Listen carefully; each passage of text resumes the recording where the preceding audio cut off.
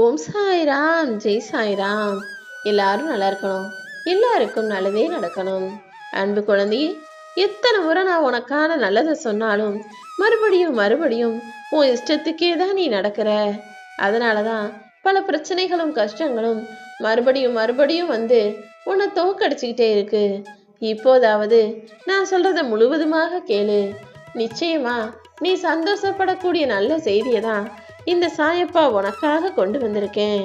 உனக்கு எதிராக தவறு செய்தவர்களையும் கேடு செய்தவர்களையும் மறுபடியும் ஏத்துக்கக்கூடிய, மறுபடியும் அவங்கள்ட்ட சேர்ந்து பேசக்கூடிய, பழகக்கூடிய நல்ல மனசு உனக்கு இருக்கு. ஆனா அதுக்காக மறுபடியும் மறுபடியும் அவர்களை நம்பி தேடி போய் அவங்களுக்கு கீழே அடிபணிஞ்சு அடிமையா வாழ வேண்டிய அவசியம் உனக்கு இல்லை என் செல்லமே. அவங்க உனக்கு சொந்தக்காரவங்க தான், எல்லாம் சரிதான். ஆனா அவங்க உனக்கு மறுபடியும் மறுபடியும் நல்லதே நினைக்கல, கெடுதல் தான் செய்யறாங்க. நீ அழியணும்னு நினைக்கிறாங்க. நீ முன்னுக்கு வரக்கூடாதுன்னு நினைச்சு ஊரெல்லாம் உன்னை பத்தி புரணி பேசுறாங்க. இது ஒன்றிரண்டு உன் காதுகள்லையும் வந்து விழுகுது.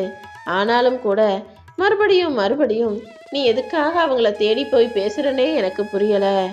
நீர் நெருப்பை எப்படி அணைக்குமோ அதே போல உன் மனசுல இருக்கக்கூடிய நெருப்பை அணைச்சு உனக்கான அன்பையும் பாசத்தையும் கொடுப்பதற்கு இந்த சாயப்பா நான் இருக்கேன். ஆனா அது புரியாம ஏற்கனவே எரியிற நெருப்புல இன்னும் கொஞ்சம் எண்ணெயை கொட்டுற மாதிரி ஏற்கனவே கஷ்டங்களோடு அனுபவிச்சுக்கிட்டு இருக்க உன் வாழ்க்கைக்கு மறுபடியும் துன்பத்தை வரவழைத்துக் கொள்வது போல கெட்ட மனிதர்களின் சகவாசமும் உனக்கு கெடுதல் நினைக்கும் சொந்தங்களின் நட்பும் உனக்கு வேண்டாமேன்னு செல்லவே. எனக்குன்னு நீ எதுவுமே செய்ய வேணாம்.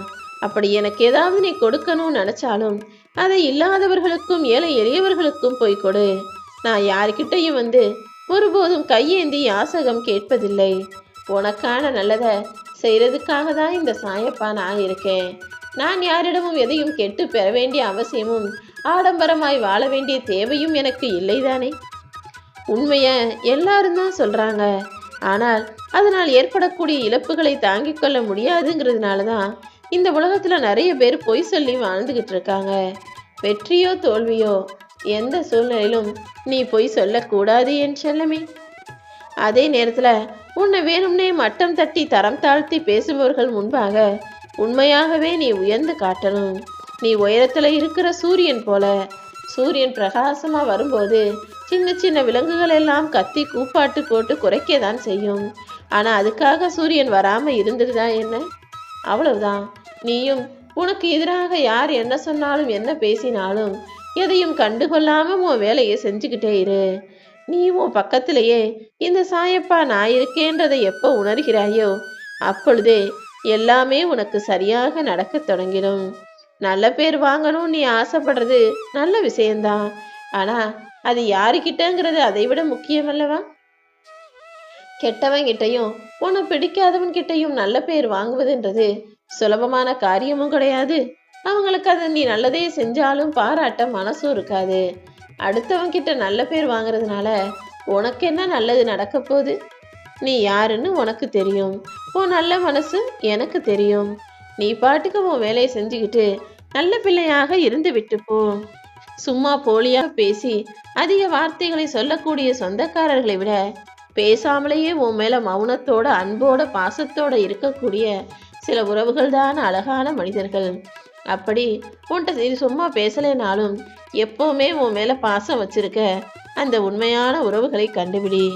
நீ திட்டம் போட்டு மிகப்பெரிய காரியங்களை செய்து விடுவதை விட உடனுக்குடனே செஞ்சு முடிக்கிற சின்ன சின்ன காரியங்கள் தான் மிக சிறப்பானதாகவும் மேலானதாகவும் இருக்கும்.